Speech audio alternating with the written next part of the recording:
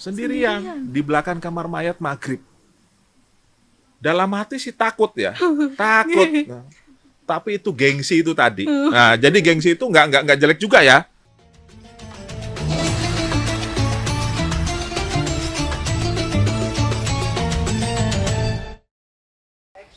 Assalamualaikum warahmatullahi wabarakatuh. Kembali lagi di Ramadan Podcast. Ngobrol asik Ramadan, ya rapot lah. Nah kali ini, rapot kedatangan tamu yang super spesial nih. Dari tim Inavis Polres Kudus. Ada Bapak Sukmana Gunawan. Selamat siang Selamat Bapak. siang, Mbak. Sehat ya Pak? Alhamdulillah sehat. Alhamdulillah. Gimana Pak puasanya sampai hari ini? Alhamdulillah masih kuat. Alhamdulillah. Kalau tadi perjalanannya dari Polres ke YIN?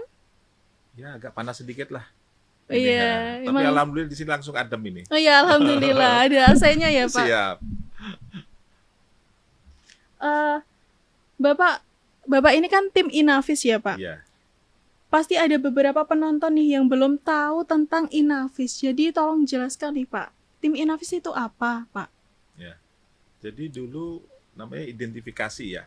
Ya, jadi identifikasi. Sekarang namanya Inavis. Nah, tugasnya itu pertama yaitu mendatangi tempat kejadian perkara dan melakukan olah TKP. Kemudian yang kedua melayani sidik jari ya untuk pemohon SKCK ya terutama untuk yang ke luar negeri sekarang. Kemudian untuk pemohon SKCK TNI Polri dan PNS dan masyarakat yang membutuhkan kami layani.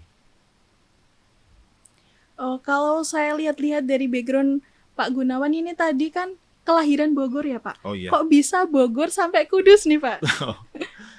Ya Bogor itu hanya kelahiran aja ya. Iya. Jadi saya waktu kecil ini ikut ayah saya di Sukabumi ya. Waktu itu namanya tuh Akabri Bagian Kepolisian ya. Jadi bapak saya juga anggota polisi. Ya, tugas di sana kemudian pindah ya tahun 80 itu pindah ke Semarang ya. Jadi ke Semarang jadi bedol deso ya. Jadi Akabri Kepolisian tuh pindah ke Semarang. Kemudian yang secapa yang di Semarang ini pindah ke Sukabumi. Jadi tukar tempat. Nah, jadi bahasa saya itu karena lingkungannya juga Jawa Barat ya, setiap hari bahasa Indonesia, kadang bahasa Sunda. Jadi bahasa Jawa tuh masih inilah, masih kurang fasih gitu. Iya. Lebih pasti bahasa Indonesia ya, Pak, Iya, berarti ya. iya. Kalau faktor Bapak berkecimpung di dunia Inavis ini apa, Pak? Apa ada dari faktor eksternal atau dari Bapak sendiri nih? Nggak ada faktor dari eksternal loh gitu. Ya, eksternal ya karena perintah aja. Perintah. Perintah aja. Nggak ada.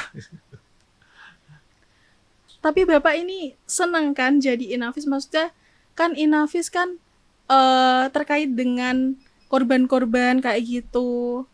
Selama menjadi Inavis ini apakah ada korban yang benar-benar kayak sulit banget nih ditemuin penyebabnya meninggalnya gitu? Ya.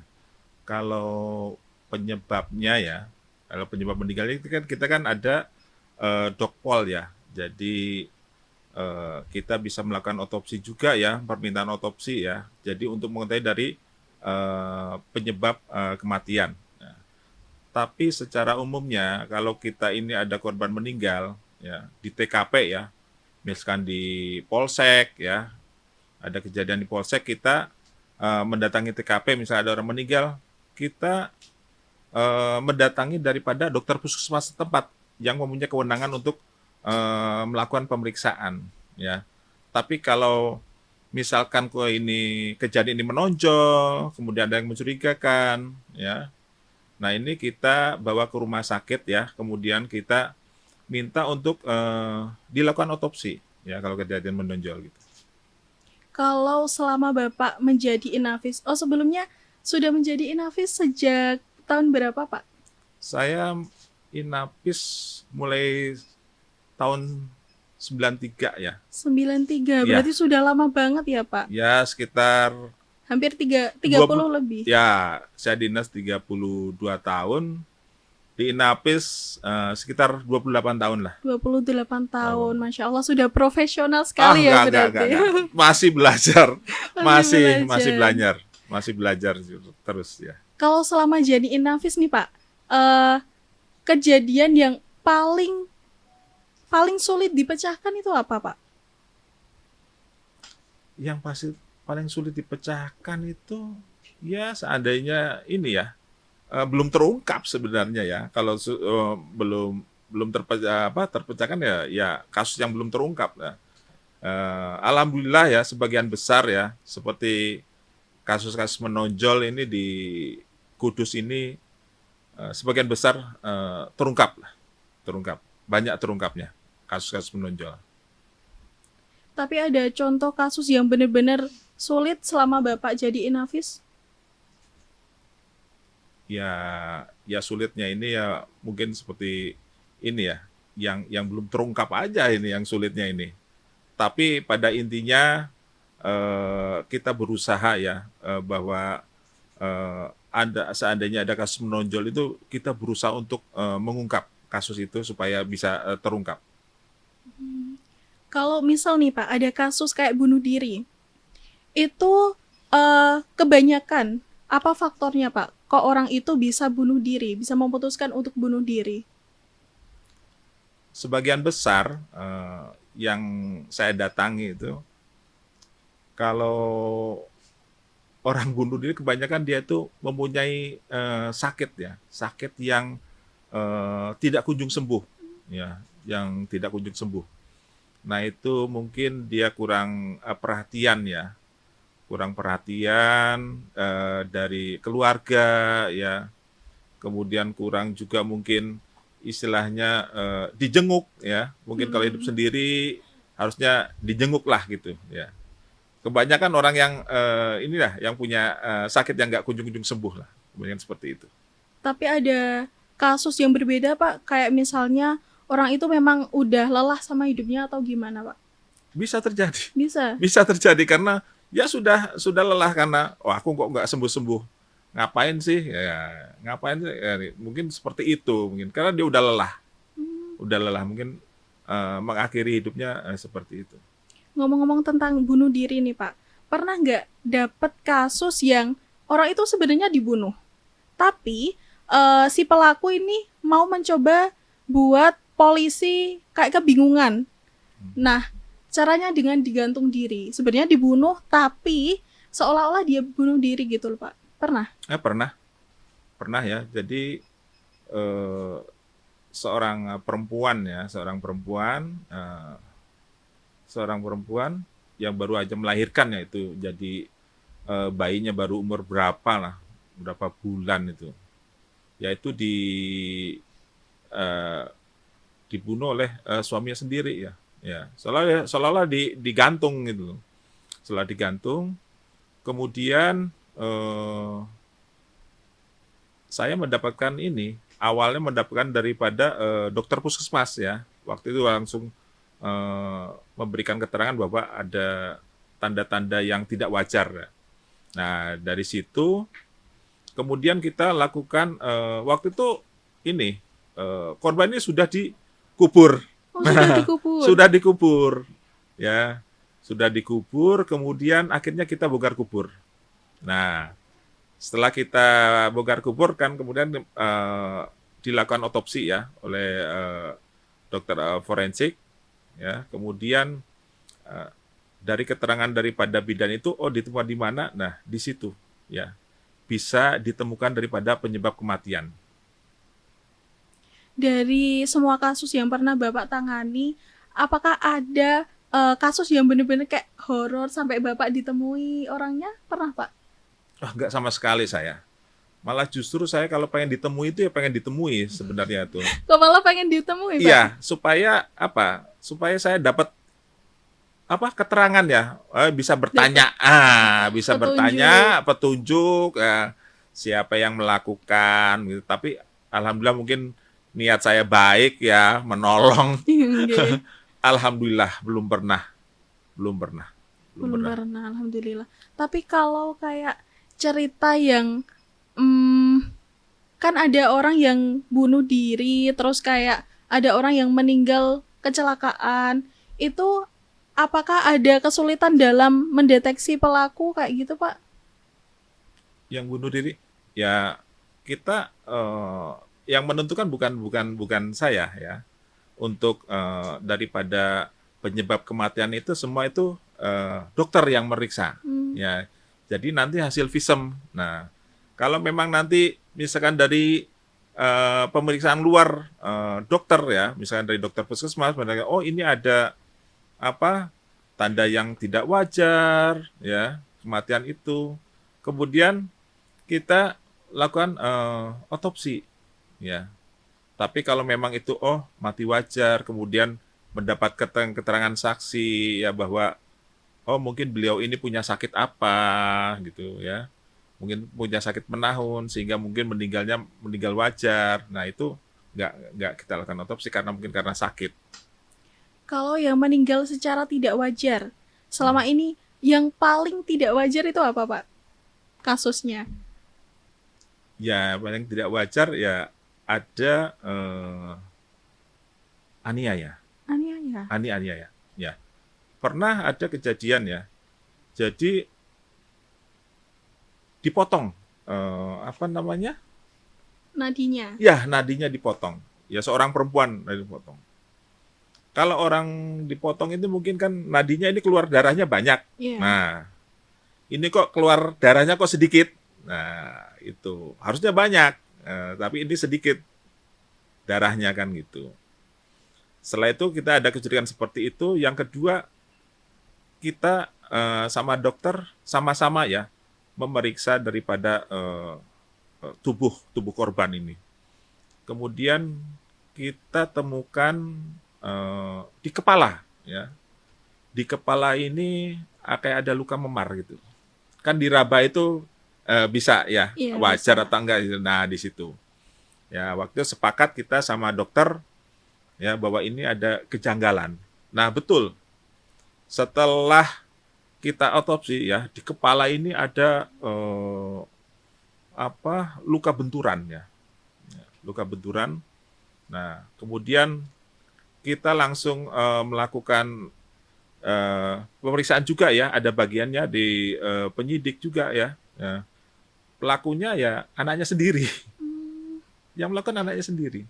Plot twist ya, Pak. Iya, Pelakunya malah anaknya anaknya sendiri. sendiri. Iya, dibentur-benturkan di lantai, dibentur-bentur di lantai. Kalau berarti kayak penganiayaan kan butuh diotopsi ya, Pak? Ya, Kalau otopsi itu berarti atas persetujuan keluarga? iya, atas persetujuan keluarga. Nah, kadang-kadang kita hambatannya di situ, ya. Kita untuk segera melakukan otopsi ya. Daripada kadang-kadang dari keluarga ini merasa keberatan. Entah alasan apalah, masalah agama atau gimana ya, kepercayaan atau gimana ya, keberatan mungkin, kasihan atau gimana kan begitu. Nah, tapi kalau kasus menonjol, mau nggak mau polisi bisa upaya paksa seperti itu. Ada undang-undangnya, ada pasal yang mengatur di situ. Jadi misal keluarga nggak mau, sedangkan ini kasus pembunuhan kan seperti itu, polisi bisa upaya paksa untuk melakukan daripada otopsi. Kalau kayak gitu berarti keluarga tidak bisa berbuat apa-apa ya, Pak? Kalau udah emang harus diotopsi nih, Ya, emang harus gitu. ya memang harus. Sekarang kalau enggak, nanti ada kejadian seperti itu, nanti polisi lagi yang Oh kena. iya. Iya, loh Pak, ada kasus begini kan gitu. Dan nanti kalau nggak ada itu, ya berkasnya ini, nah bisa nggak diterima nanti? Nah gitu. Nah, kalau kayak kasus pembunuhan nih, Pak, yang paling marak kejadian di Kudus, apa, Pak? Maksudnya yang ini, yang sering terjadi gitu. Ya, sering terjadi di Kudus. Ya ini ya, mungkin karena ya kebutuhan ya mungkin biasanya. Karena kebutuhan mungkin ya pertama itu, yang terakhir memang mungkin dia nggak punya uang ya, akhirnya melakukan seperti itu ya, mengambil barang milik daripada korban, bisa juga seperti itu. Yang kedua mungkin bisa juga ya karena eh, perbuatan dia ya takut dilaporkan juga ya. Mungkin banyaklah kasus seperti itu. Daripada ketahuan ya kita bunuh. Itu mungkin dalam keluarga juga ada seperti itu. Berarti banyak ya Pak yang kayak plot twist-nya malah pembunuhnya tuh keluarga sendiri. Banyak itu Pak. Ya, banyak seperti itu. Makanya saya bilang eh, hati-hati ya. Orang Iya. dekat itu Iya. berbahaya juga. Nah, gitu. Bener-bener. Harus waspada pokoknya. Kalau kasus, pernah nggak sih Bapak mengalami kasus yang lucu selama selama selama selama bertugas sebagai Bergas. Inavis ini? Yang lucu ini malah waktu saya baru lah, waktu baru itu. Waktu baru tugas di Inavis ya. Waktu masih sedikit ya, hanya berdua waktu itu. Nah, itu ada orang meninggal kejatuhan daripada tembok. Tembok. Nah, korbannya sudah dibawa di Rumah Sakit Umum Daerah di Lukmono Hadis itu. Nah, udah disimpan di kamar mayat. Nah, waktu dulu kamar mayat itu kan masih bangunan lama, bangun lama di situ. Waktu saya datang maghrib. Nah, teman-teman yang dari SPKT itu udah pulang. Jadi saya datang ke sana mereka udah nggak ada. Yang penjaga kamar mayat pun nggak ada. Itu maghrib. Saya suruh masuk untuk ngambil gambar itu, untuk meriksa itu sendirian di belakang kamar mayat maghrib. Dalam hati sih takut ya, takut. Nah, tapi itu gengsi itu tadi. Nah, jadi gengsi itu nggak jelek juga ya, tapi gengsi maksudnya untuk tugas. Nah, masa sih polisi takut kan itu kan masuk Iya. kamar mayat kan gitu. Akhirnya mau nggak mau saya masuk ke kamar mayat sendirian. Maghrib. Itu bangunan kamar mayatnya kan masih zaman dulu sih itu. Kalau sekarang enak, ada yang jaga 24 jam. Waktu itu saya nggak ada. Saya masuk kamar mayat nih. Masuk kamar mayat, tak lihat, wah ini mayat kok lebih dari satu. Wah, ada dua waktu itu. Ya, saya ada dua mayatnya. Nah ini yang baru ini tak buka lah mayatnya itu. Tak buka ini kepalanya gepeng, Mbak. Gepeng. Ringsek. Udah kayak kertas lah gitu. Uang ketiban tembok kepalanya itu. Iya. Nah, itu. Saya buka pelan-pelan, Mbak. Bismillah.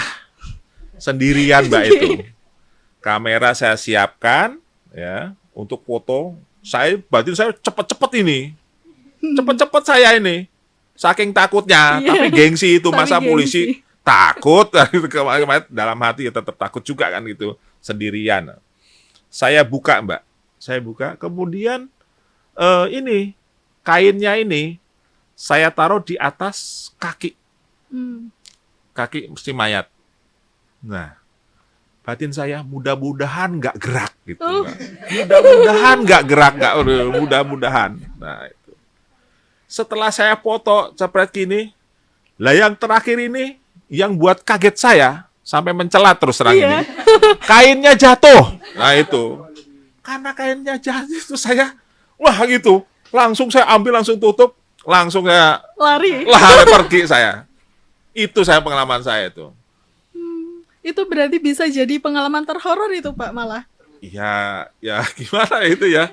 Sampai itu terbirit-birit. karena saya dari awal sudah wah jangan-jangan bergerak ini lah. Ternyata itu kainnya itu jatuh, itu yang buat saya kaget. Langsung saya ambil, saya tutup lagi. Saya langsung pergi. Sendirian waktu itu. Tapi sekarang di sini ada yang jaga sih 24 jam. Malah ada yang mendampingi lah gitu. Insyaallah. Itu kan mayatnya tadi kan kainnya yang jatuh. Iya. Nggak sengaja ya Pak? Iya. Pernah nggak sih Pak kayak dibuka nih kainnya. Ternyata matanya melotot Pak. Pernah nggak Pak? Lah yang ini tuh udah melotot kok. Oh, matanya keluar kok, udah gepeng kok. Itu udah. Iya.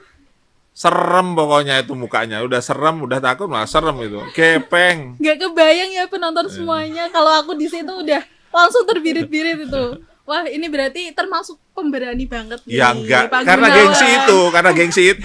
Karena Masa gengsi. polisi takut gitu. Batinnya ya takut juga kan gitu. Karena sendiri itu, Mbak. Tapi kalau minim berdua ya nggak ada masalah lah. Tapi lama-lama ya terbiasa sih seperti itu. Sekarang berarti udah terbiasa ya, Pak? Insya Allah terbiasa itu. Kalau pernah nggak sih, Pak, dapat mayat yang kayak tenggelam gitu kan, Iya. sampai badannya putih-putih gitu, Pak? Iya. Itu pernah nggak sih kayak, maaf ya, bau busuk gitu? Bapak jijik apa enggak? Ya ini ya mungkin karena terbiasa itu sudah kelainan ya jadinya. Kelainan. Iya.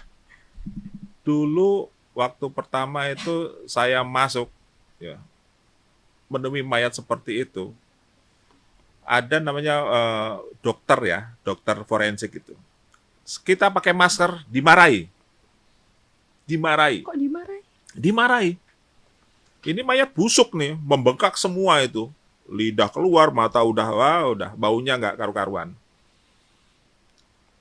Ngapain pakai ini? Pakai masker. Ya gitu. Dokter forensik itu. Perempuan dokternya. Hebat lah pokoknya itu. Ngapain pakai masker? Copot. Copot. Ya kita belajar dari situ. Ya supaya kita tahu ini baunya berapa hari dari situ. Untuk mendeteksi ya, Pak. Berarti Ya, kebiasaan semakin belajar oh mencium. ya. Oh bau begini berapa hari, oh bau segini berapa hari, mungkin seperti itu yang dimaksud mungkin. Ya, mungkin Tapi seperti nggak boleh itu. itu pakai masker. Akhirnya kita kalau ada mayat itu jaranglah kita pakai masker. Kalau misal kayak kasus yang Bapak hadapi nih, Pak, pernah nggak sih kayak salah tangkap? Seharusnya yang ditangkap A malah B. Alhamdulillah nggak pernah. Alhamdulillah. Alhamdulillah nggak pernah ya. Jadi kita ini nggak sembarang ya. Ya jadi polisi ini harus melakukan pembuktian terlebih dahulu ya. Tidak langsung oh ini ditangkap enggak ya. Jadi harus ada minimal 2 alat bukti yang cukup ya. Mungkin dari keterangan saksi ya, kemudian ahli ya, petunjuk ya, surat. Yang terakhir sih keterangan daripada si terdakwa itu ya. Yang penting 2 alat bukti itu. Keterangan saksi ya, kemudian keterangan ahli, petunjuk dan surat. Itu yang sangat penting. Jadi nggak sembarangan polisi ya. Jadi saksi dulu gimana keterangannya, mengarah ke dia apa enggak. Kalau udah baru matang, kita baru. Pernah nggak sih, Pak, dapat komplain dari keluarga? Kayak loh, kok kayak gini, kayak gitu, Pak? Pernah? Enggak. Nggak pernah, alhamdulillah ya, nggak pernah. Kalau ini tips and trick ya, Pak. Boleh kasih tips and trick buat penonton semuanya yang mungkin mau jadi tim Inavis? Ini teman-teman. Ya, teman-teman semuanya yang mungkin mau jadi tim Inavis nih, Pak. Apa sarannya? Waduh, jarang yang mau itu ke tempat saya. Itu jarang yang mau. Kok jarang? Ya ketemunya batang. Hmm. Ya, gelandangan kadang-kadang kita juga yang hormati. Jadi orang meninggal itu banyak ya. Mulai dari orang yang seperti menonjol ya, pembunuhan itu. Kemudian kecelakaan itu mungkin jatuh dari tebing. Ya, kemudian ketimpa urukan tanah di penggalian itu. Kemudian mati mendadak. Kita datangi. Gantung. Pokoknya segala orang meninggal ya yang dilaporkan kita datang. Pasti kita datang dan itu 24 jam. 24 jam. 24 jam. Nggak ada di telepon terus nunggu besok, nggak ada. Kita 24 jam langsung mendatangi tempat kejadian. Langsung didatangi ya, Pak. Nah, kalau pernah nggak sih, Pak, dapet kasus yang bener-bener sulit banget dipecahkan, kayak ya pokoknya sulit banget gitu loh Pak dipecahkan. Enggak sih, enggak. Sebagian besar terungkap semua ya.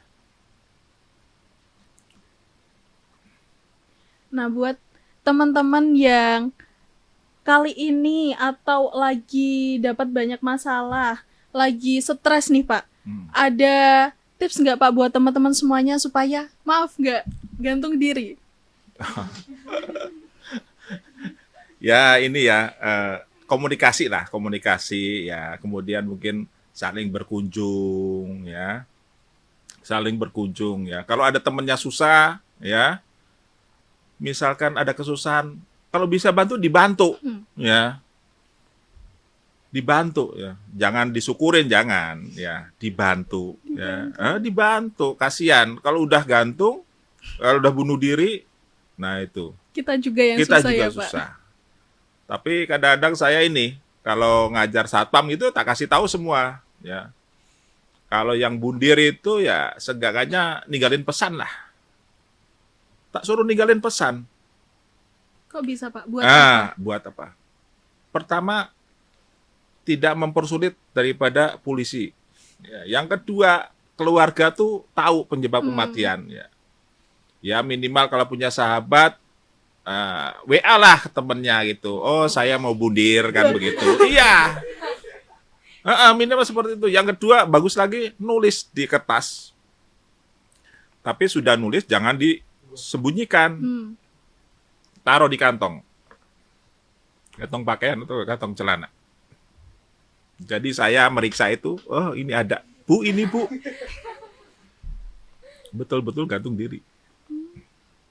Kalau orang gantung diri terus nggak ninggalin pesan berarti sulit gitu ya Pak untuk polisi melacaknya. Kenapa nih orang bisa bunuh diri? Oh enggak. Enggak juga. Itu sih hanya untuk biar mudah aja sih. Enggak terlalu sulit biar keluarga itu enggak penasaran.